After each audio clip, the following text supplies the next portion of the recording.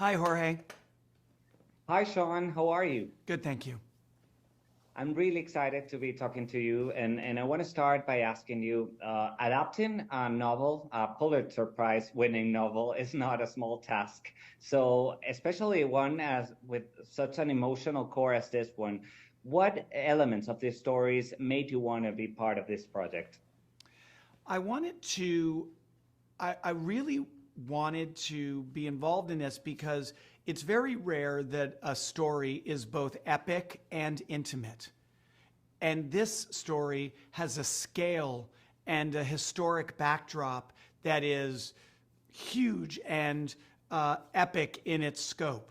But it's also very, very emotional. It's really a story about characters and about relationships and connections. How do people connect? How does a father connect with his daughter? How does a German soldier connect with a French girl over radio broadcasts?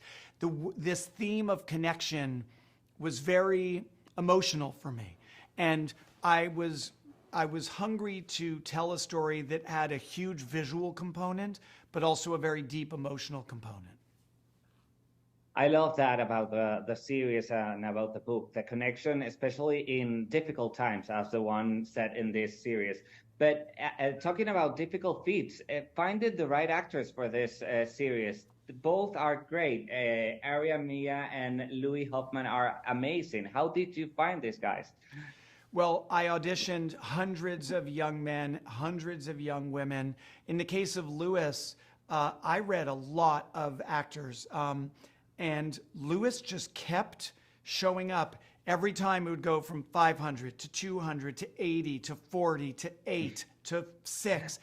Every time I would look at Louis, I was like, there's something about this kid. He's only 24, 25 years old, but he understands acting for the camera in a very subtle way. And I think he's magnificent. The interesting experience of making this was Louis is a veteran because he's been acting since he was a young teenager, whereas Aria was brand new, has never acted before, has never auditioned before. And so Aria really needed to learn how to do this job while she was doing this job.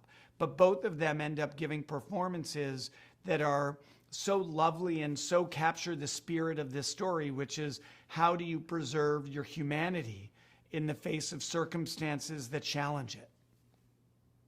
And what do you hope the viewers will take away from watching All the Light We Cannot See, especially in such a difficult times as we're living right now?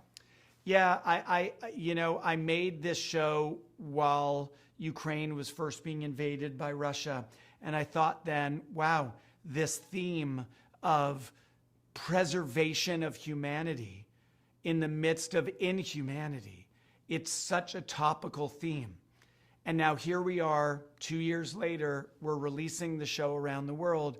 And once again, we see a world where inhumanity is sometimes staggering and it's heartbreaking. It's heartbreaking. And so the show hopefully shows the possibility of maintaining hope in the midst of really dark times. And Sean, the novel has a dual narrative structure. How challenging was taking that to the small screen? Because it's a huge task that you did there. Yeah, I think the dual narrative structure of the novel is a critical component. Now, in a show, you can't cut every scene back and forth for 4 hours, but we do attempt and we do try to preserve not only the past and the present back and forth, but as the novel says, the boy, the girl. That's what we call them before we even know their names. And so for me, the novel and the show are in some ways about this slow intersection of destiny.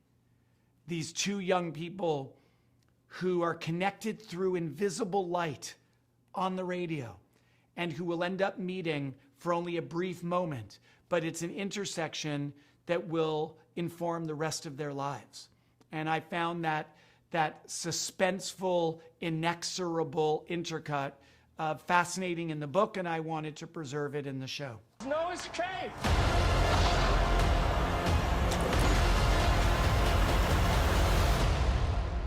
important light is the light you cannot see.